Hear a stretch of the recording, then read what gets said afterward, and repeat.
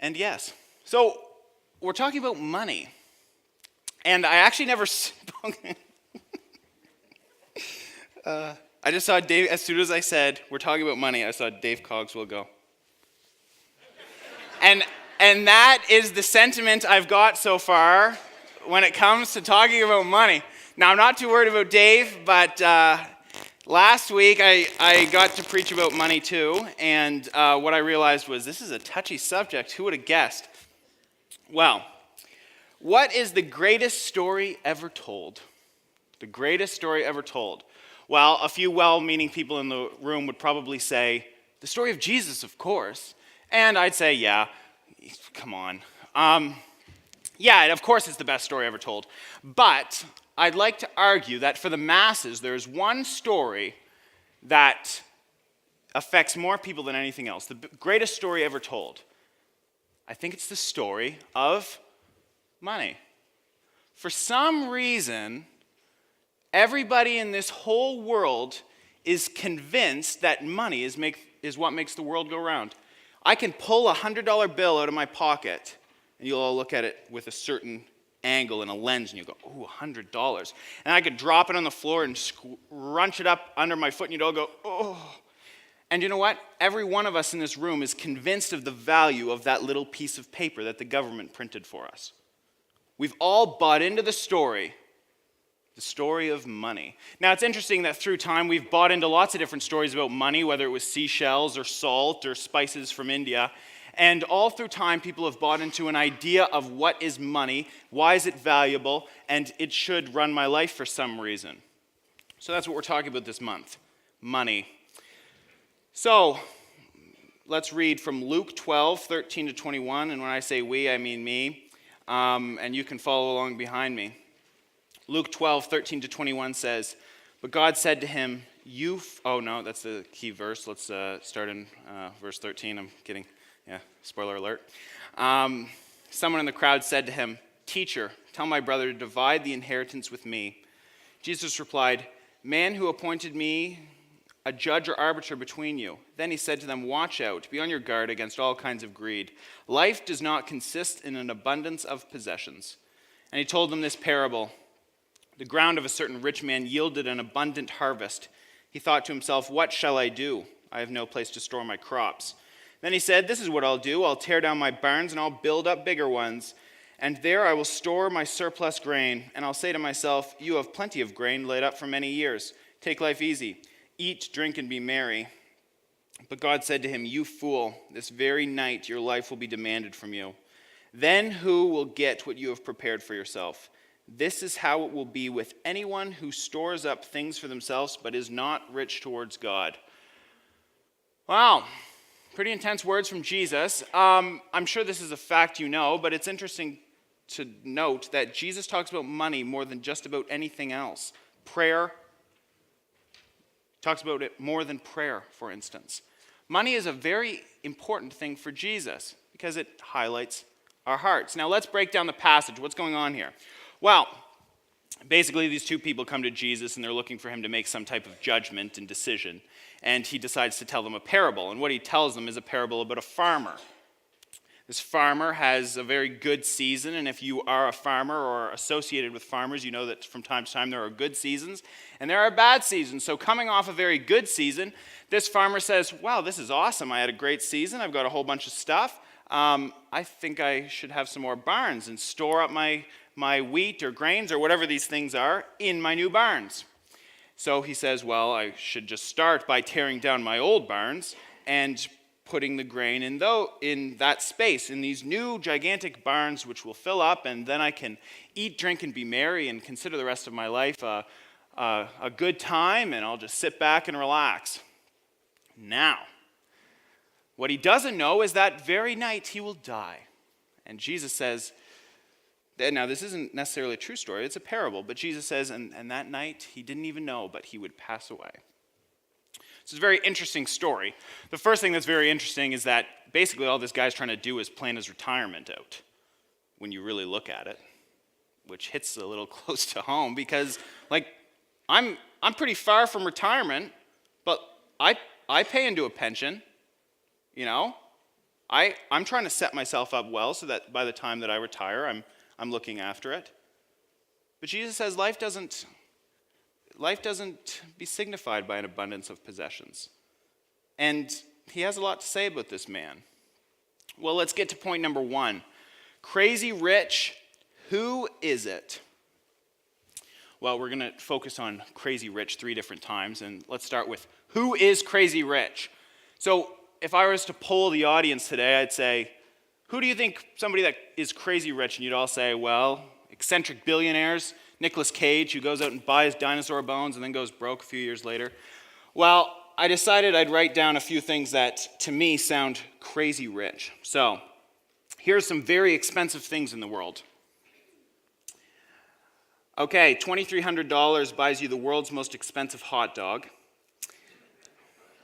True, can you imagine? Hot dogs aren't even that good.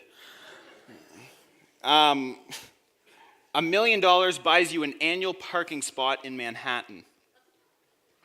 The most expensive beer in the world costs $800 a bottle. The Card Player's painting sold in 2011 for $275 million. It's not by Michelangelo, Raphael, Donatello, or any other Teenage Mutant Ninja Turtles. I don't write this stuff in. That's the best part. I don't write that, I don't pencil that joke in. I'm just giving myself. Anyway, the History Supreme yacht, made of solid gold and platinum and containing statues made of dinosaur bones, sold to a Malaysian businessman for $4.5 billion a few years ago. Do you know how big a billion is? When you hear that somebody's a billionaire, do you know how much a billion is? I didn't pencil this in either. How many seconds, a billion seconds equates to what? How much? Make a guess. Hands? A billion seconds? Over 30 years. A billion seconds is over 30 years. So, when you hear that somebody's a billionaire, think about that for a second. So, what is crazy rich? Well, I would say anybody that can afford $1 million parking spot, an $800 bottle of beer, those people are crazy rich, right? Well, what about us? Are we crazy rich to anybody? Well, here's some more statistics. Half of the world's population lives on $2.50 a day. 1.3 billion people, remember how big a billion is, live on $1.25 a day, everything included. I could have told lots of stories of poor people, but I'll tell my own.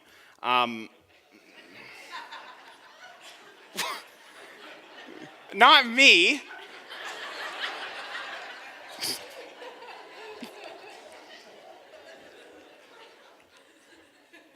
Well, I could. In my 4th year of college, I tried to live on 30 cents a day. I ate Mr. Noodles a lot. That's my story. Yeah. So, when I was in Cuba, I got to go around and travel to different churches and places. And in Cuba, they live on $17 a month. It's a communist country. Everybody gets paid the same for the most part. $17 a month is the figure. So if you've been to Cuba, you have been to the beaches and eaten hamburgers and French fries, but in the mainland, it's a little bit of a different story. And I've done both. And I've met some very poor people in Cuba. And I remember meeting this little girl who would have been crazy rich by a lot of people's standards, and she had a doll. The doll's eyeball was poked out, and the hair was all cut off. It looked like something from a horror movie. And she had this doll, and everybody looked at her as if she was so blessed because she had this little doll. And she loved this little doll, and I thought to myself, I wonder how many dolls my sisters had accumulated through the years. And then I went home, and Emily's sister was buying this $80 doll from Toys R Us that actually shook and made sounds. I don't know why you'd want it, but anyway. And now she buys these glass dolls that are hand-painted by people, and they cost hundreds of dollars, not to mention the dozens and dozens and dozens of other dolls. So, that makes at least my family and other family look pretty crazy rich. See, it's all relative.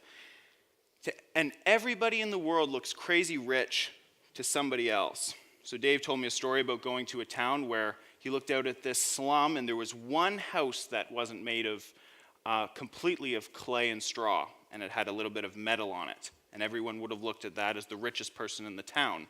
That person was crazy rich. Jesus is talking about a farmer here, not a Roman centurion, a farmer. And that person looks crazy rich to other people.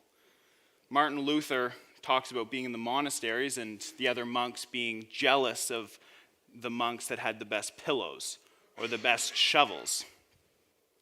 See, essentially what it means to be crazy rich is it's just someone else. It's always somebody else who's crazy rich. Never you, never me, always somebody else. So let's move down to point number 2. Crazy rich. What does that mean? Well, let's go over some definitions. The word that Jesus uses or is written here in the Bible is plenexenia, which essentially just means wanting more, and it's wanting more of everything, not just wanting more money, it's wanting more everything. Greed is defined in English as coveting more, being addicted to more. You're not satisfied with what you have, you constantly want more. Haddon Robinson, one of the great 21st century preachers, defined covetousness, which is a word we don't use very much anymore, so it's just nice to say greed, as wanting more of something you already have enough of.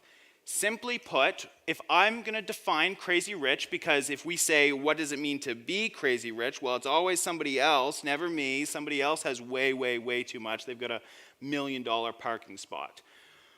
What is somebody that is crazy rich? What is the definition to me, given all these different definitions, all this Greek insight? What is crazy rich?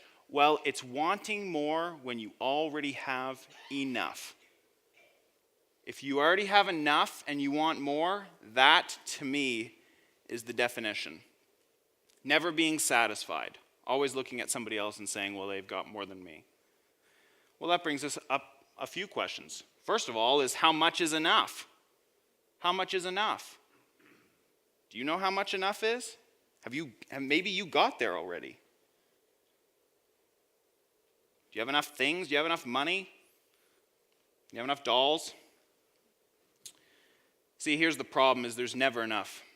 There's never, ever enough. Jim Carrey said, I think everybody should get rich and famous and do everything they ever dreamed of so that they can see that it's just not the answer. John Rockefeller is considered the richest American of all time and is considered the richest man in modern history. So that would be the last 500 years. He's considered the richest man ever. When he was asked how much money it takes to make a person happy, he said, just a little bit more. See, I don't know if it's occurred to you yet, but there never will be enough money to make you happy. If you get that perfect job and you get that perfect house and you get that perfect car, it will never make you truly happy. Sadly, I hate to break it to you, but that's the truth. And I've proven that true in my own life as long as I've lived. You know, let's just break down life for a second. Let's just break it down into chunks. You grow up, you don't worry about money, your mom and your dad make your food for you, it's great, it's all paid for. Then you get out and you realize you got to pay for your own food, make it yourself, that stinks. And you got to make money to do that, right? So you get an entry-level job. You start picking away. Then you get a better job, right? Maybe a career. Maybe something you can sit in for the next 20, 30 years. Sounds good to me. Then what happens? In that time period, you start getting your dream stuff, your dream car, your dream house, your dream kids, your dream grandkids, whatever. And you move in from your little house to your medium-sized house to all of a sudden your big, happy house with the best stuff. You fill it with stuff. Couches, 60-inch plasma screen TVs that wasn't as good as your old dinosaur TV that was big and blocky. That wasn't enough, although it seemed pretty cool at the time. And then what?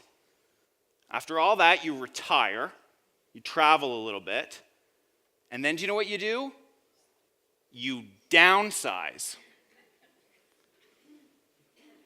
After all the accumulating and saving and gathering things up and growing and getting bigger things and showing them to your friends, you then go smaller.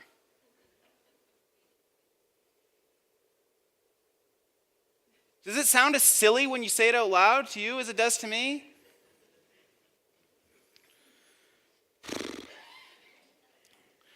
So let's go down to point number 3, which is crazy rich. Is it ever okay? Well, if we're okay with saying that it is crazy rich, no matter where you are or where you stand, to want more when you already have enough, and that if you can realize that you'll never really have enough, then what do we do if we already have some money? Is it ever okay? Well, let's first consider money. I have been thinking about money, obviously, and one of the best parts of my life right now, and I don't know how long it will last, but I've got several friends who live in the city who are all smart dudes and dudettes, and we get to hang out and shoot pool and walk in the woods and whatever. And oftentimes we just start thinking about really big things, like if aliens showed up tomorrow, what would we do? You know, those important kinds of things. And we also talk about the Crusades and, 1492 when Columbus sailed the ocean blue and all the important things like that. And we talk about big theological ideas and free will and, 5 points of Calvinism, all those types of things. And one of my friends who I talk to, who is particularly nice and selfless, and he's like the guy in the group that kind of brings us back to reality and makes us feel bad once in a while because he's just so holy, right? He's just this great guy. And one night we were all playing pool or something, and he said, I want to make as much money as I possibly can. And I was like, whoa, what? That's not you. You're not the one who says that. That's one of these other guys. It's not you. So I questioned him on it. I was like, that doesn't sound like you. That doesn't sound like the Christian that I know, you. And he said, well, if I can make as much money as I possibly can, then I can give away as much money as I possibly can. And if I make a bunch, then I can give a bunch and help people. Now, I've processed that, and I've thought about it, and do you know what? I think he's spot on in some ways. Now, my only challenge, as I've processed it, would be to say that you always need to give, not with just someday I'll have more in mind, right? So for him, he doesn't need to just think, well, someday I'll have a great job and then I'll give. He needs to always give out of the joy of his heart. But I do appreciate what he has to say. Making as much money as you can isn't bad if your heart's in the right place. Charles Wesley sums this up much better than I could. He says, earn all you can, save all you can, and give all you can. With giving all you can being the end of the quote. Make all you can, save all you can, and give all you can. Now, I would like to say, I did not get into the ministry to be a fundraiser. Okay? And you will take note that we've already done the offering today. So there's no response time with the offering. And I do hope that as the years go on and I experience ministry more and more, that I will never become a fundraiser. But Jesus talks about money because it dives deep into our hearts. And what my job is, and the reason that I did get into the ministry, was to dive deep into people's hearts. So if money is one of the ways in, then I have to talk about it. And that's what I'm here doing this week. I'm talking about money. Now, let's move along.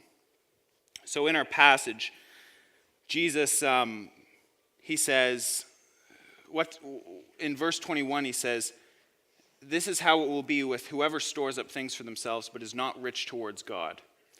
So, is it ever okay to be crazy rich? Well, according to Jesus, it's okay when you're rich towards God. What does that mean? Well, it's crazy to me that and I could see the faces too. In Jesus' story, the guy dies. He has this great summer, everything's working out, he's making money, his farm's working just the way he wants it to, and then he drops dead that night, the night he tears his barns down.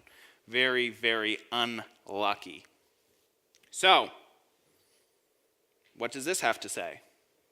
Well, given the futility and unpredictability of life, it seems like storing up riches and focusing on money would be quite silly compared to focusing on God.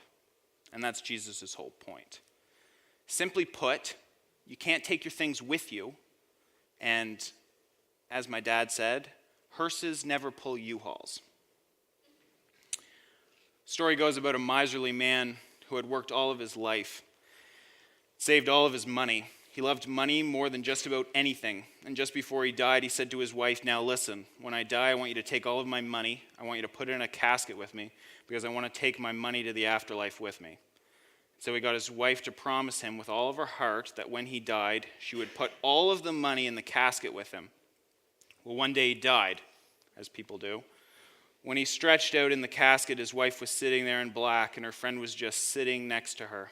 When they finished the service, just before the funeral directors got ready to close the casket, his wife said, "Wait just a minute." She had a box with her. She came over with the box and put it in the casket. Then the funeral directors locked the casket down and they rolled it away.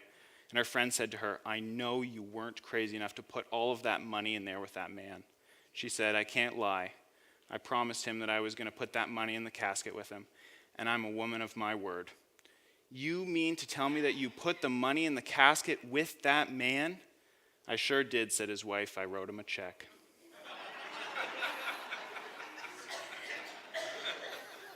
Now,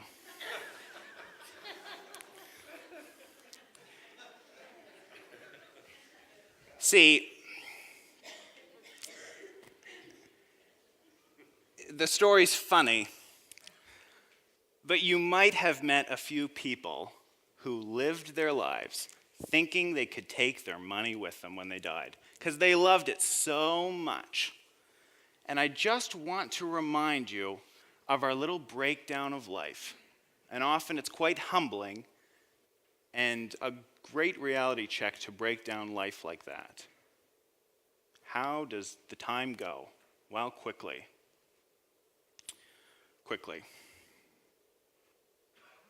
Leon Morris says, "A person whose life hangs by a thread and who may be called upon at any moment to give account of himself is a fool to rely on material things." So, are you rich in the places that count? In fact, are you rich in the only place that counts? Because on planet Earth, everyone's going to tell you that to be rich and have a big house and a shiny car is all that matters. And they will change their tune eventually. And they're all going to downsize eventually.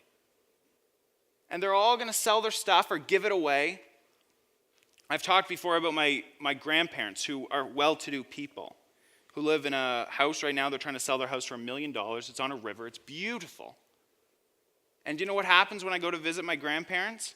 They try to give me things. As much as I'm willing to take. And every time they come visit, they give me things. Nice things. Because that's the point that they're at in their life. They just accumulated and got stuff and more stuff, and they kept getting stuff. And now they're at a point where, what are we supposed to do with this? We're trying to sell our big house. We need to get rid of the stuff that's in it.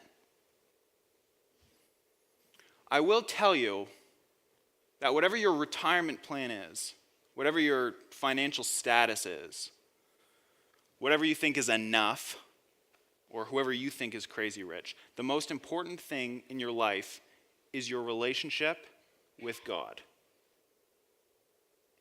And if today you're not being paid the dividends that you think you're owed when it comes to God, well, you need to get right with God. It is the most important thing in your life.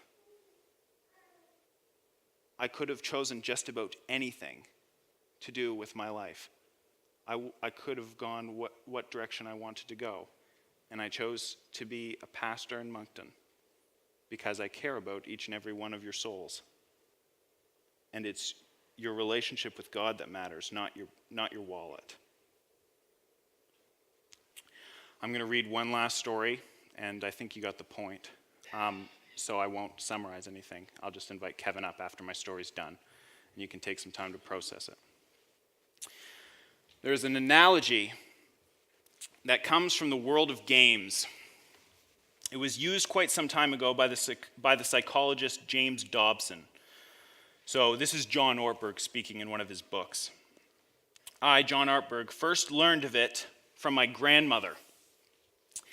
My grandmother taught me how to play the game Monopoly. Now, my grandmother was a wonderful person. She raised 6 children. She was a widow by the time I knew her well. She lived in our house for many, many years, and she was a lovely woman. But she was the most ruthless Monopoly player I have ever known in my life. Imagine what would have happened if Donald Trump had married Leona Hemsley and they had a child. Then you would have some picture of what my grandmother was like when she played Monopoly. She understood that the name of the game is to acquire. When we would play, when I was a little kid and I got money from the bank, I would always want to save it, hang on to it, because it was so much fun to have money. But she spent everything she had on everything she landed on. And when she bought it, she would mortgage it for as much as she could and buy everything else she landed on. She would accumulate everything she could, and eventually she became the master of the board. And every time I landed, I would have to pay her. And eventually, every time she would take my last dollar, I would quit in utter defeat. And then she would always say the same thing to me. She'd look at me and she'd say, "One day you'll learn to play this game." And I hated it when she said that to me. But one summer I played Monopoly with the neighborhood kid, a friend of mine, almost every day, all day long. We'd play Monopoly for hours. And that summer I learned to play the game. I came to understand that the only way to win is to make a total commitment to acquisition. I came to understand that money and possessions, that's the way you keep score. And by the end of that summer, I was more ruthless than my grandmother. I was ready to bend the rules if I had to win that game. And I sat down with her to play that fall. Slowly, cunningly, I exposed my grandmother's vulnerability. Relentlessly, exonerably, I drove her off the board. The game does strange things to you. I can still remember. It happened at Marvin Gardens. I looked at my grandmother. She taught me how to play this game. She was an old lady by now. She was a widow. She had raised my mom. She loved my mom. She loved me. And I took everything she had. I destroyed her financially and psychologically. I watched her give her last dollar and quit in utter defeat. It was the greatest moment of my life. And then she had one more thing to teach me. Then she said, "Now it all goes back in the box. All the houses and the hotels, all the railroads, the utility companies, all that property, all that wonderful money, it all goes back in the box." I didn't want it to go back in the box. I wanted to leave the board out, bronze it maybe, as a memorial to my ability to play the game. "No," she said, "none of it was really yours. You got all heated up about it for a while, but it wasn't around long enough before you sat down on the board, and it will be here long after you're gone. Players come and players go, but it all goes back in the box. And the game always ends. For every player, the game ends. Every day you pick up a newspaper and you can turn to a page that describes people for whom this week the game ended. Skilled businessmen, an aging grandmother who was in a convalescent home with a brain tumor. Teenage kids who think they have the whole world in front of them, and somebody drives through a stop sign. It all goes back in the box. The houses and the cars, the titles and the clothes. Filled barns, bulging portfolios, even your body. It all goes back in the box.